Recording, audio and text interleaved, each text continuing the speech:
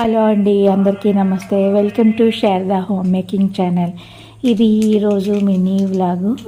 నేను ఈరోజు లంచ్లోకి చిక్కుడుకాయ, వంకాయ, టమాటా కర్రీ చేస్తున్నాను. నేను చిక్కుడుకాయలని కొద్దిగా ముదిరినట్టు అనిపిస్తే ఉప్పు, పసుపు వేసి ఒక 5 minutes ఉడికించాను అనమాట. ఈ కర్రీ ఒకటి, అలాగే టమాటా పప్పు కూడా చేశాను నేను. బాబుకి పప్పు పెట్టమన్నాడు, టమాటా పప్పు, అందుకని వాడి కోసమని టమాటా పప్పు చేశాను. తాలింపు వేసుకుని ఒక 4 టమాటాలని కట్ చేసి వేసుకోవాలి.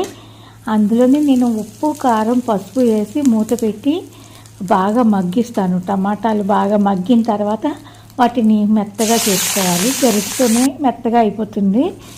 చాలా తొందరగా ఉడికిపోయినాయి. పండిన టమాటాలు ఇవి చాలా తొందరగా ఉడికిపోయినాయి. టమాటాలు ఉడికిన తర్వాత నేను ముందుగానే కందిపప్పు ఉడికించి పెట్టుకున్నాను కుక్కర్లో. అది వేసి కలిపేసి చివరిగా కొత్తిమీర వేసుకోవడమే. నేను టమాటా పప్పు కొద్దిగా లూజ్గా చేస్తాను, ఇలాగ పల్చగా ఉంటే ఇష్టం అన్నమాట. అందుకని నేను కొద్దిగా వాటర్ పోసి కొంచెం పల్చగా చేసుకుంటాను టమాటా పప్పుని. ఇది కూడా రెడీ అయిపోయింది. కొత్తిమీర జల్లి స్టవ్ ఆఫ్ చేసేస్తాను. ఈరోజు రోటి పచ్చడి చేద్దామని ఇంకే ఫ్రై చేసుకోలేదన్నమాట. రోటి పచ్చడి చేస్తాను మధ్యాహ్నం. అలాగే బాబుకి, మా వారికి ఎగ్స్ ఉడకబెట్టిస్తాను రోజుని.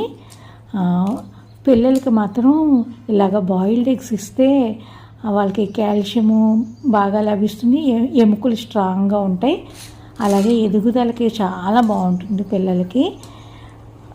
పప్పులోకి వడియాలు ఉండాలి కదా, వడియాలు వేయించి పెట్టాను. ఈరోజు ఇదే మినీ వీడియో. మీకు నచ్చినట్లయితే లైక్ చేయండి, షేర్ చేయండి, సబ్స్క్రైబ్ చేసుకోండి. మళ్ళీ మరొక వీడియోలో కలుద్దాం. అంతవరకు బై.